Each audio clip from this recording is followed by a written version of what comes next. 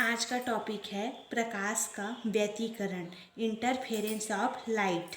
तो सबसे पहले हम लोग देखेंगे इसका डेफिनेशन।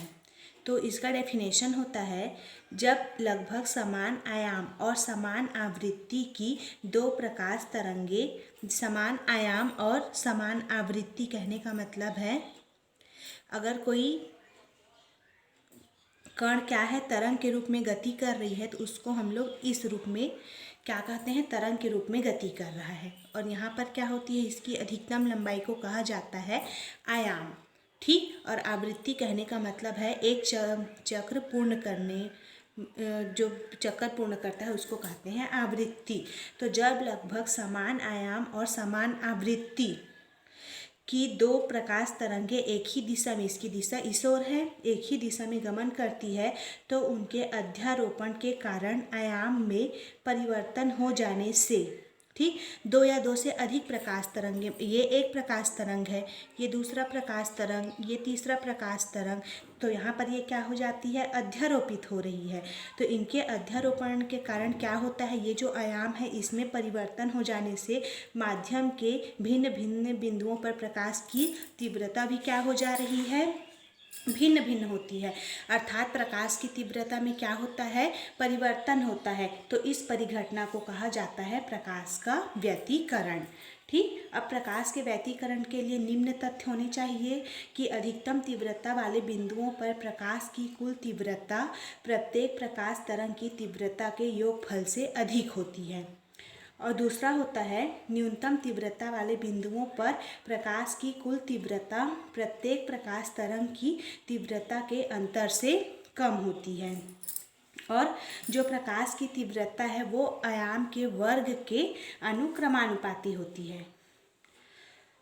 अतः दोनों तरंगों के अध्यारोपण के फलस्वरूप आयाम अधिकतम विस्थापन में परिवर्तन होने के कारण ही प्रकाश की तीव्रता में परिवर्तन होता है।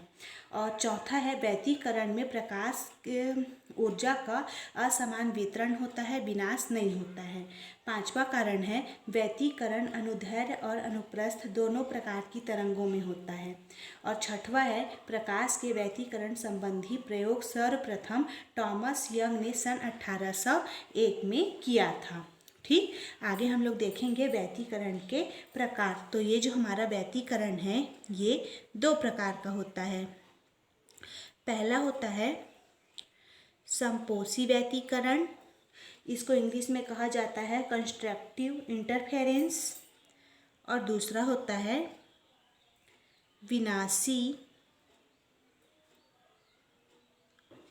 व्यतिकरण, इसको इंग्लिश में कहा जाता है डिस्ट्रक्टिव इंटरफेरेंस। तो सबसे पहले हम देखेंगे संपोषी व्यतिकरण क्या होता है।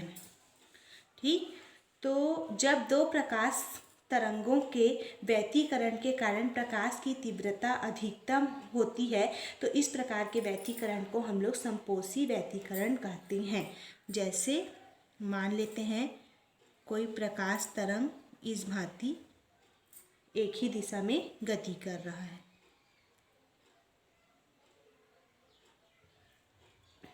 ठीक, इस रूप में। तो ये जो हमारा है इसको मान लेते हैं जो फर्स्ट गया वो प्रथम तरंग है, जो दूसरा गया है वो द्वितीय तरंग है। और यहाँ पर क्या है, विस्थापन y है।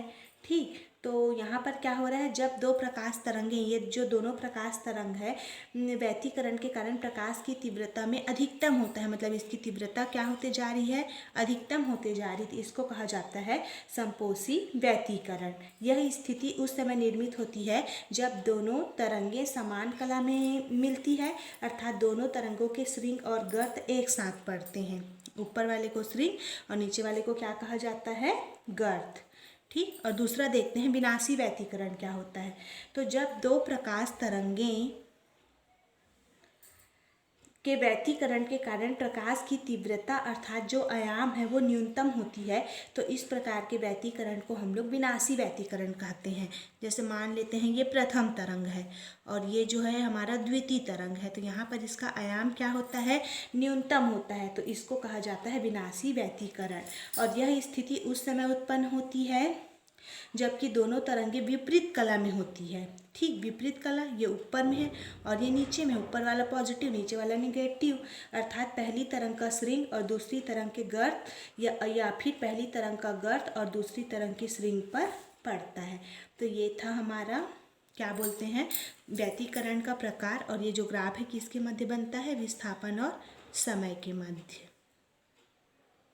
ठीक, ये सब क्या है, प्रथम तरंग और द्वितीय तरंग। ये वाला है हमारा प्रथम तरंग और ये वाला कौन सा है, द्वितीय तरंग।